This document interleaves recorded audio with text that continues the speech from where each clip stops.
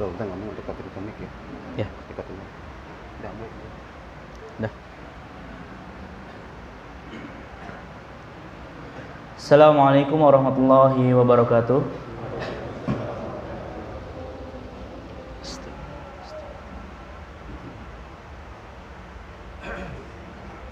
Allahu Akbar, Allahu Akbar. Allahu Akbar, Allahu Akbar.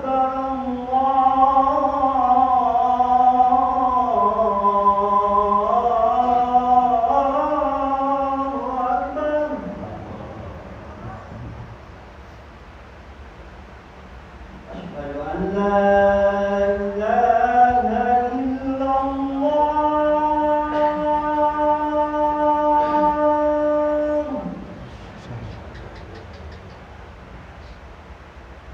أشهد أن لا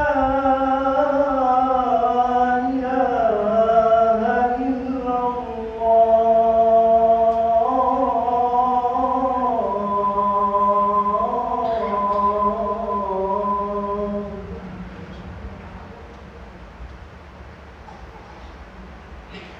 أشهد أن محمدا رسول الله.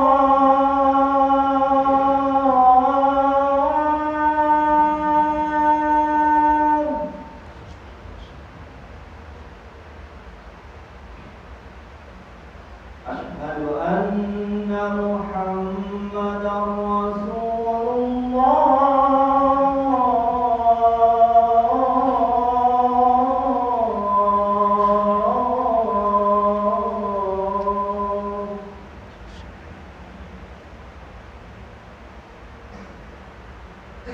حي على الصلاة.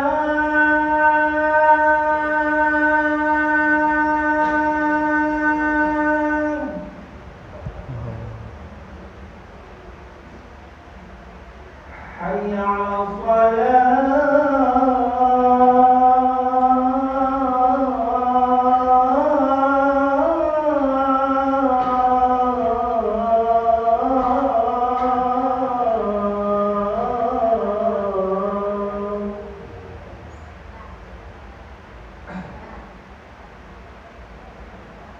حي على الفلاح.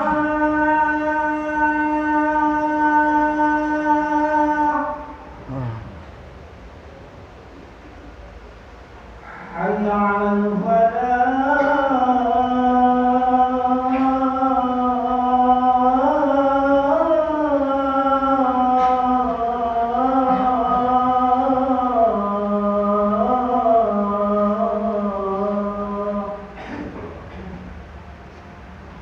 الله أكبر، الله أكبر. لا إله إلا الله.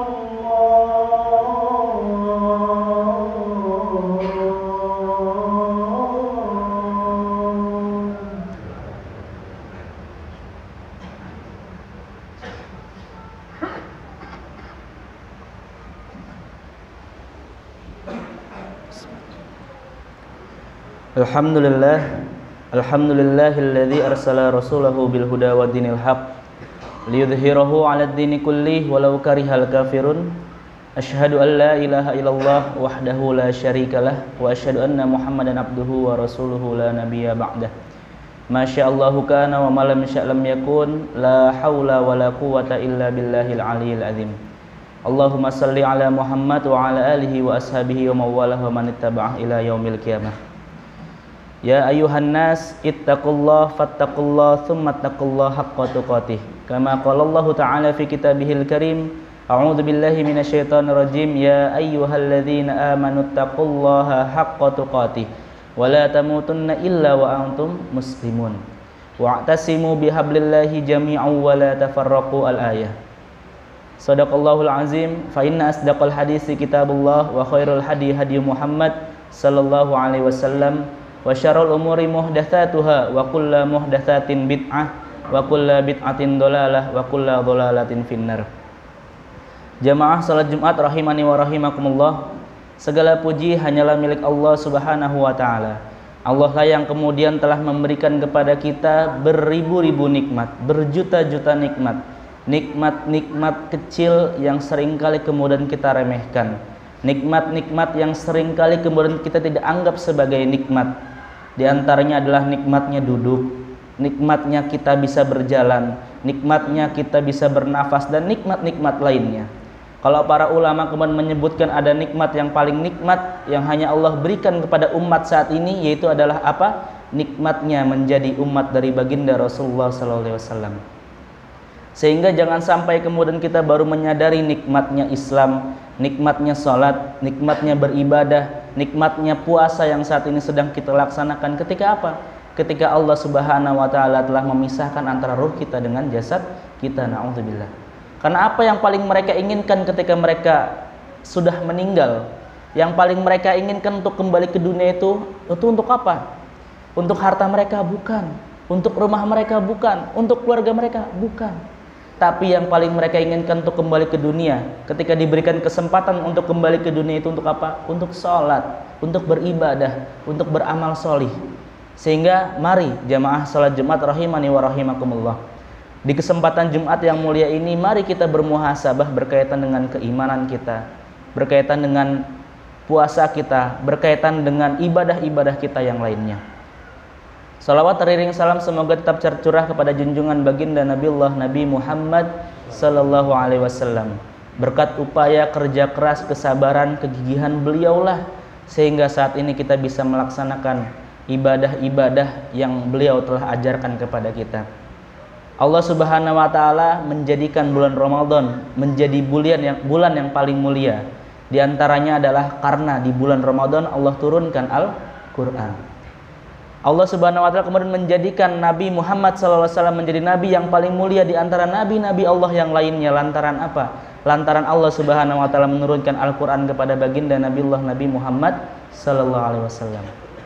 Allah Subhanahu wa taala kemudian menjadikan kota Makkah dan Madinah yang dulunya itu adalah kota yang penuh dengan kemaksiatan, penuh dengan kejahiliahan, penuh dengan kemungkaran dan lain sebagainya. Akan tapi ketika Allah Subhanahu wa taala menurunkan Al-Qur'an di kota Makkah dan Madinah, maka kemudian kota Makkah dan Madinah menjadi kota yang suci, kota yang Allah sucikan. Sehingga bayangkan jamaah salat Jumat rahimani wa rahimakumullah, kalau kemudian Al-Qur'an ada dalam jiwa kita, kalau kemudian Al-Qur'an ada dalam setiap nafas kita, kalau kemudian Al-Qur'an ada dalam setiap detak, dalam detik kehidupan kita, kita senantiasa membaca Al-Qur'an, kita senantiasa menghafal Al-Qur'an, kita senantiasa berzikir dengan ayat-ayat Al-Qur'an. Bagaimana Allah muliakan kita lantaran kita, dalam diri kita, dalam jiwa kita terdapat Al-Qur'an, ayat-ayat Allah Subhanahu wa taala. Sehingga ini menjadi muhasabah bagi kita di bulan Ramadan ini. Sudah seberapa sering kita kemudian membaca Al-Qur'an? Sudah seberapa kali kita khatam dalam membaca Al-Qur'an? Sudah berapa banyak ayat yang kemudian kita hafal? Sehingga kalau kemudian ayat-ayat tersebut, ayat-ayat Allah tersebut sudah menjadi nafas dalam kehidupan kita, insya Allah Allah akan muliakan kehidupan kita, Allah akan berkahkan kehidupan kita. Jemaah salat Jumat rahimani wa rahimakumullah, Rasulullah SAW pernah bersabda dalam hadisnya, yaitu adalah man kanatid dunya, barang siapa yang menjadikan dunia hammah sebagai tujuannya. Hammah ini bisa diartikan adalah tujuan yang biasanya mengantarkan kepada kesedihan, mengantarkan kepada kegundahan, kegalauan, kegelisahan. Hammah. Kenapa ini kemudian hammah ini kemudian disandarkan terhadap dunia? Lantaran seringkali kita kemudian ketika menjadikan dunia sebagai tujuan kita, kita menjadi gelisah. Ketika kita menjadikan dunia sebagai tujuan kita, kita menjadi sedih, kita menjadi galau, gundah gulana dan lain sebagainya. Lantaran apa? Lantaran tujuan kita hanya kepada dunia. Harga bahan pokok naik, harga beras naik, harga minyak lain sebagainya naik, pajak naik dan lain sebagainya. Kita gundah gulana, kita sedih. Lantaran apa? Lantaran kita hanya menjadikan hidup kita ini hanya untuk tujuan terhadap dunia. Kemudian bagaimana lanjutannya? Man kanatid dunya hammah, barang siapa yang menjadikan dunia sebagai tujuannya, faraqallahu alaih, maka Allah akan mencerai-beraikan urusannya. Allah tidak akan Allah tidak akan menyelesaikan urusan-urusannya. Bisa jadi yang harusnya kita mungkin mengurus berkas-berkas harusnya sehari 2 hari selesai, sampai seminggu, sebulan belum juga kunjung selesai. Bisa jadi kita dagang usaha, sudah ganti-ganti usaha ini itu lain sebagainya, akan tapi tidak juga kunjung berhasil. Bisa jadi karena apa? Bisa jadi bukan karena hal-hal teknis, bukan karena cara kita berdagang yang salah, bisa jadi bukan karena cara manajemen kita yang salah, bisa jadi, tapi lantaran mungkin obsesi kita terhadap dunia yang kemudian menjadikan dunia sebagai tujuan kita. Farakallahu alaihi amrah, maka Allah kemudian akan cerai beraikan urusannya. Sehingga kalau dalam Quran surat Al-Imran ayat 92 yang berbunyi a'udzubillahi minasyaitonirrajim, lan tanalul birra hatta tunfiqu mimma tuhibbun. Kamu tidak akan memperoleh kebaikan sampai kamu kemudian menginfakkan dari harta yang paling kamu cintai. Itulah kemudian kemudahan-kemudahan yang akan Allah berikan kepada kita. Farakallahu alaihi, maka Allah akan mencerai beraikan urusan kita. Wa ja'ala faqrahu baina ainaihi, dan orang-orang yang senantiasa dia menjadikan dunia sebagai tujuannya, maka Allah akan menjadikan dalam pandangan pelupuk matanya itu adalah dia selalu merasa dirinya itu fakir, selalu merasa dirinya itu adalah orang yang miskin. Ketika ada seruan infak, ketika ada seruan sedekah, zakat dan lain sebagainya, kemudian kita berpikir karena kita hanya berpikir terhadap dunia gitu ya. Kemudian kita berpikir harusnya kita dong yang disantuni, harusnya kita dong yang diberikan sedekah, harusnya kita dong yang diberikan zakat.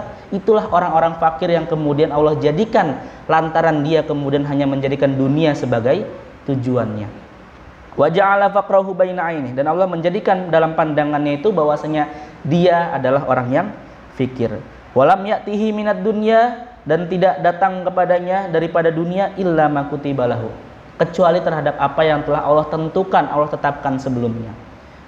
Dalam kitab Arba'in An-Nawawi, hadis urutan keempat dalam kitab tersebut dijelaskan bahwasanya kita sebagai manusia ini telah ketika dalam rahim ibu kita itu telah ditentukan ajalnya, rizkinya dan lain sebagainya. Sehingga kita tidak perlu khawatir terhadap rizki kita. Allah sudah jatah rizki kita, ya. Sehingga pilihan bagi kita, Allah berikan pilihan bagi kita akan menjemput rezeki kita itu dengan cara yang apa? Dengan cara yang halalkah atau dengan cara yang haram? Karena Allah sudah tentukan rezeki bagi kita. Semisalnya seseorang kemudian memiliki jatah rezeki 100 juta lagi misalnya dalam kehidupannya. Kemudian dia memilih dengan jalur korupsi semisalnya 200 juta. Apakah kemudian rezekinya menjadi 200 juta? Tidak. Akan tapi kemudian dia menghabiskan jatah rezeki yang telah Allah berikan untuk dia dengan cara yang haram. Kemudian lanjutannya, wa man kanatil akhirah niyatahu, dan barang siapa menjadikan akhirat sebagai niatnya, sebagai tujuannya. Niat diartikan sebagai tujuan yang biasanya itu adalah baik. Jama'allahu lahu amrah, maka Allah akan menghimpun segala urusannya. Kita ingin umroh misalnya, setiap hari kita menyisihkan 10.000. Logika manusia, matematika manusia, kita mungkin akan berangkat 10 tahun lagi. Kita mungkin akan berangkat 15 tahun lagi. Akan tapi Allah kemudian akan menghimpun urusannya. Kita kemudian diizinkan oleh Allah Subhanahu wa taala untuk bisa menunaikan ibadah umroh mungkin bulan depan, ataukah mungkin 2 bulan lagi dan lain sebagainya. Allah akan menghimpun segala urusan kita. Wa ja'ala ghinahu fi qalbi, dan Allah akan menjadikan kaya dalam hatinya. Inilah kenapa dalam kitab Lisanul Arabi dijelaskan bahwasanya rezeki itu ada 2. Yang pertama itu adalah rezeki zahir, itu adalah rezeki yang tampak seperti halnya harta-harta yang kita miliki, rumah, motor, mobil, pakaian, handphone dan lain sebagainya. Akan tapi yang kedua ini adalah rezeki batin. Itu adalah rezeki yang ada dalam hati kita. Sehingga ketika kita memberi, ketika kita berinfak, ketika kita bersedekah, maka Allah akan karuniai kita rizki berupa rizki kebahagiaan dalam hati kita. Sehingga kalau kita kemudian membaca sirah sejarah bahwasanya ulama-ulama terdahulu, mereka tidak memiliki harta sepeser pun. Tidak memiliki harta sepeser pun, akan tapi kebahagiaan senantiasa meliputi dalam kehidupan mereka. Wa ja'ala ghinahu fi qalbihi wa atathu dunya wa hiya raghimah, dan Allah akan mendatangkan dunia kepadanya sebagai sesuatu hal yang remeh-temeh. Barakallahu li wa lakum.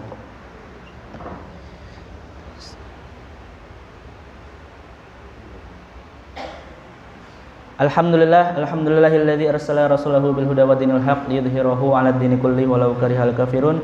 Asyhadu an la ilaha illallah wahdahu la syarikalah wa asyhadu anna Muhammadan abduhu wa rasuluhu la nabiyya ba'dah. Jamaah salat Jumat rahimani wa rahimakumullah. Kalau dunia diibaratkan bayangan, bayang-bayang. Kalau kita kemudian mengejar bayang-bayang kita, maka tidak akan terkejar dunia itu. Kita lari semakin kencang, bayangan pun juga akan lari semakin kencang. Itulah dunia. Kalau kemudian kita mengejar dunia sekencang apapun, maka kita tidak akan mendapatkan dunia tersebut. Akan tapi kalau ada bayang-bayang, pasti di situ ada sumber cahaya. Kita cari cahayanya di mana? Kalau kemudian kita ada cahaya di belakang, kemudian kita berbalik sejenak ke belakang, kita berjalan mendekati cahaya, maka bayangan itu akan mengejar-ngejar diri kita. Itulah gambaran terhadap dunia. Kalau kemudian kita berbalik kepada Allah Subhanahu wa taala, meminta kepada Allah Subhanahu wa taala, maka insya Allah dunialah yang akan mengejar-ngejar kita. Sehingga jamaah salat Jumat rahimani wa rahimakumullah, menjadi muhasabah bagi kita di bulan Ramadan ini, sudah seberapa jauh tujuan kehidupan kita? Apakah tujuan kita hanya untuk dunia semata? Dagang kita hanya untuk keperluan-keperluan kita pribadi? Ataukah kemudian kita ingin berdagang, kita ingin bekerja agar apa? Agar infak kita lebih besar, agar kita bisa wakaf, agar kita bisa memberangkatkan orang-orang haji, orang tua kita haji, atau lain sebagainya. Sehingga mari kita niatkan kehidupan kita yang masih ada ini, sisa kehidupan kita yang masih ada di dunia ini, untuk senantiasa ditujukan kepada Allah Subhanahu wa taala. Jamaah salat Jumat rahimani wa rahimakumullah, mari di penghujung khutbah kita pada kesempatan hari ini, mari kita rendahkan diri kita serendah-rendahnya di hadapan Allah Subhanahu wa taala. Kita memohon ampun kepada Allah Subhanahu wa taala. Kita memohon segala rahmat kepada Allah Subhanahu wa taala. Allahumma salli ala Muhammad wa ala ali Muhammad kama sallaita ala Ibrahim wa ala ali Ibrahim. Wa barik ala Muhammad wa ala ali Muhammad kama barakta ala Ibrahim wa ala ali Ibrahim fil alamin innaka Hamidum Majid. Allahumma ighfir lil muslimina wal muslimat wal mu'minina wal mu'minat al-ahya'i minhum wal amwat innaka sami'un qaribun mujibu da'wat ya qadiyal hajat. Allahumma a'izzal islam wal muslimin wa adhil syirka wal musyrikin wansur ibadakal muwahhidin fadammir a'daka a'da'ad-din. Ya Allah ya Rahman ya Rahim, apabila ada di antara kami yang hadir di masjid-Mu ya Allah dengan membawa limpahan-limpahan dosa yang telah kami perbuat ya Allah, izinkanlah kami keluar dari masjid-Mu, dari rumah-Mu dalam keadaan penuh ampunan dari-Mu ya Allah. Ya Allah ya Rahman ya Rahim, apabila ada di antara kami yang hadir ke tempat ini dengan membawa lilitan hutang, berbagai masalah dalam kehidupan kami ya Allah, izinkanlah kami keluar dari masjid-Mu ya Allah dengan membawa kemudahan-kemudahan solusi dari-Mu ya Allah. Ya Allah ya Rahman ya Rahim, lunakkanlah hati kami ya Allah. Jadikanlah hamba-Mu ini senantiasa hamba yang bertaubat. Allahumma ja'alni minat tawabin. Ya Allah, jadikanlah hamba-Mu ini menjadi hamba yang senantiasa bertaubat kepadamu ya Allah. Ya Allah ya Rahman ya Rahim, apabila ada di antara kami yang hadir di tempat-Mu ini ya Allah dengan membawa harapan, cita-cita, harapan, keinginan kami ya Allah, izinkanlah kami untuk bisa meraih cita-cita yang kami inginkan ya Allah, atas ridho-Mu ya Allah. Ya Allah ya Rahman ya Rahim, ampunilah segala dosa-dosa kami ya Allah.